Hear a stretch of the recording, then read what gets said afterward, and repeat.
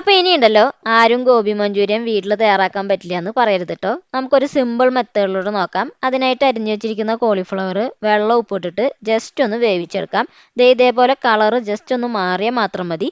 ഇനി അരക്കപ്പ് മൈദയും 1/4 കപ്പ് കോൺഫ്ലോറും 1 ടീസ്പൂൺ കാശ്മീരി മുളക് പൊടിയും 1 ടീസ്പൂൺ ജിഞ്ചർ ഗാർലിക് പേസ്റ്റും 1/2 ടീസ്പൂൺ ഉപ്പ് ഇട്ടിട്ട് ഒന്ന് മിക്സ് ചെയ്തിട്ട് ഇതിലേക്ക് വെള്ളം ഒഴിച്ച് കൊടുക്കാം. അപ്പോൾ ഞാനിവിടെ 1/4 കപ്പ് വെള്ളം ഒഴിച്ചിട്ട് ഇതേ ഒരു കൺസിസ്റ്റൻസിയിലാണ് തയ്യാറാക്കിയെടുത്തുള്ളത് കേട്ടോ.